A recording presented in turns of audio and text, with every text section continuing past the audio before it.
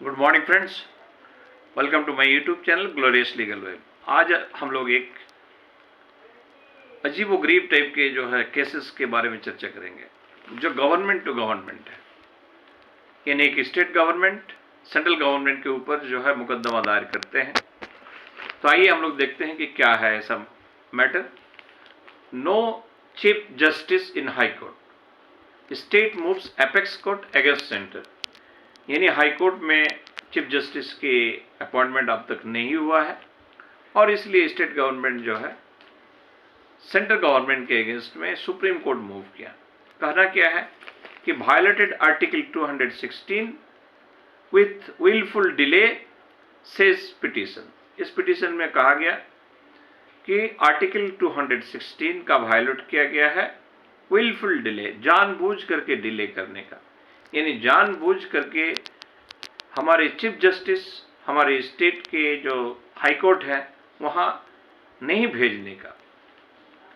In its petition the Hemant Soren government said the state was without a chief justice for 2 months since the retirement of justice B R Sarangi 1 July 19। जैसा कि आप लोग जानते हैं कि हमारे झारखंड हाई कोर्ट के ex chief justice B R Sarangi वो रिटायर्ड हुए थे 19 जुलाई को, और तब से आज हो गया सितंबर खत्म होने चला, हमारे हाई कोर्ट को चीफ जस्टिस नहीं मिला।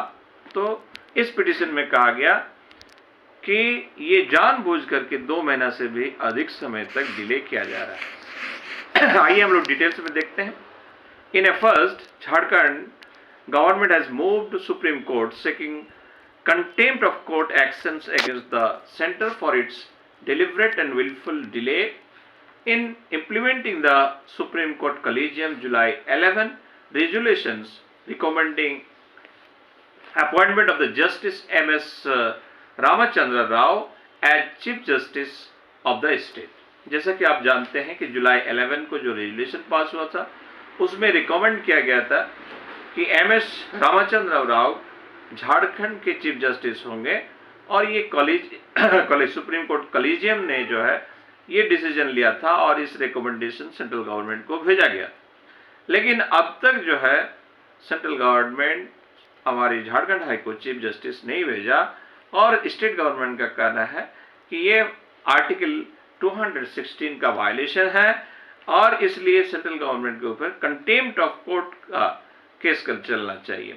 In this petitions, the Hemant Soren government said the state was without a chief justice for 2 months since the retirement of the Justice B.R.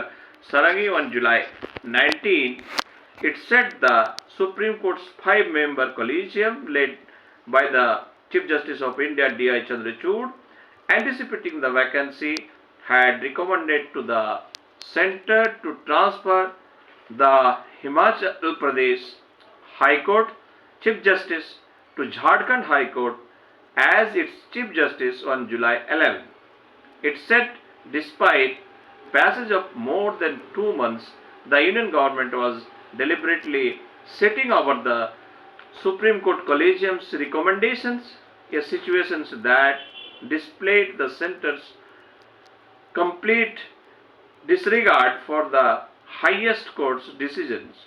It said the center's deliberate inactions on the collegium's resolutions was also in violations of the Article 216 of the Constitution, which says every high court shall consist a chief justice and such other judges। हमारे article 216 क्या कह रहा है? 216 ये कह रहा है कि every high court shall consist a chief justice and such other judges। किसी भी हाई कोर्ट को एक चीफ जस्टिस और अदर जजेस से वो क्या कहते हैं बंधे हुए होना चाहिए, यानी हाई कोर्ट के एक चीफ जस्टिस होंगे और अदर जजेस होंगे। इस तरह के जो है एक कंपेनियन जजेस का एक बॉडी बना रहना चाहिए।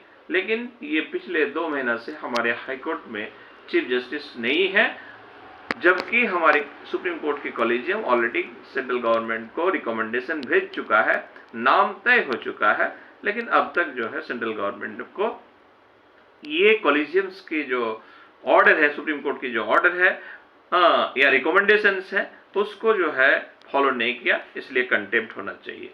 Constitutional courts are empowered to initiate contempt of court proceeding against anyone who will fully disobey or ignores judicial order of such courts। अब कहना क्या है कि कंटेम्प्ट क्यों चलेगा?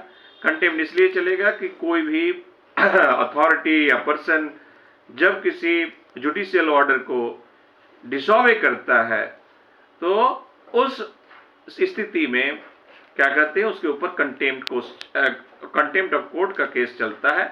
तो कॉन्स्टिट्यूशनल कोर्ट्स आर इम्पावर्ड।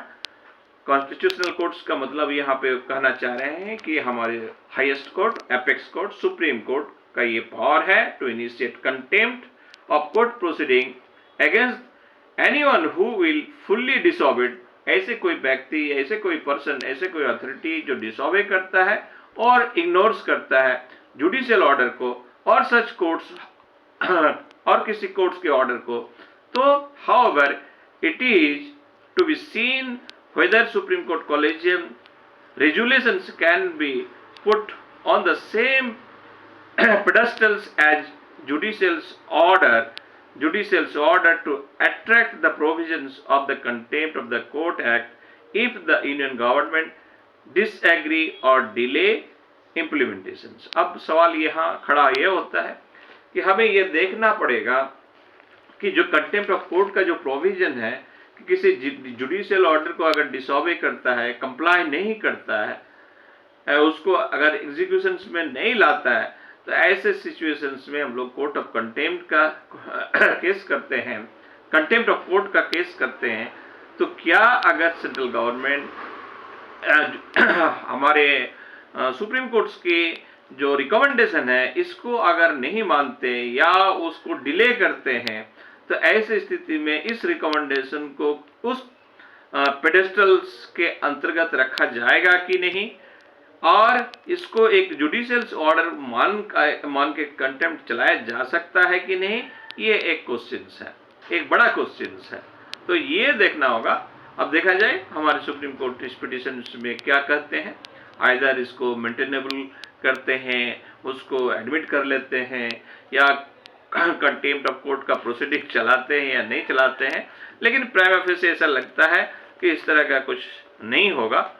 तो seeking to push swift implementations of the collegium's recommendations, retired Chief Justice Justice Sanjay Kishan Kaul had warned the center of contempt of court proceeding, but refrained from acting on the caution। तो ये हमारे आज के मुद्दा विषय था कि no chief justice in high court, state move apex court against centre. In this petition, the Hemant Soren government said the state was without a chief justice for 2 months since the retired of Chief Justice B.R. Sarangi on July 19।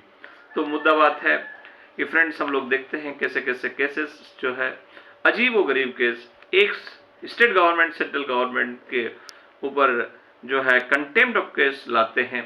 तो इससे तो एक बात साफ स्पष्ट होता है कि हमारे जो हायर अथॉरिटी है, हमारी जो गवर्निंग अथॉरिटी है, गवर्नमेंट बॉडी जो है, इनकी जो गुड गवर्नेंस की जो कंसेप्ट है वो धीरे धीरे खत्म होते जा रहा है। बल्कि ऐसा लगता है कि दोनों जो आइदर सेंट्रल गवर्नमेंट और स्टेट गवर्नमेंट, जिसको हम लोग हमारी कॉन्स्टिट्यूशन को फेडरल स्ट्रक्चर के रूप में जानते हैं कि सबके अपने अपने अधिकार है, सबसे अपने अपनी रिस्पॉन्सिबिलिटी है, दोनों एक कोऑर्डिनेशन, सेंट्रल गवर्नमेंट और स्टेट गवर्नमेंट एक कोऑर्डिनेशन के साथ काम करेंगे, एक समन्वय के साथ काम करेंगे और जनता के हित में काम करेंगे।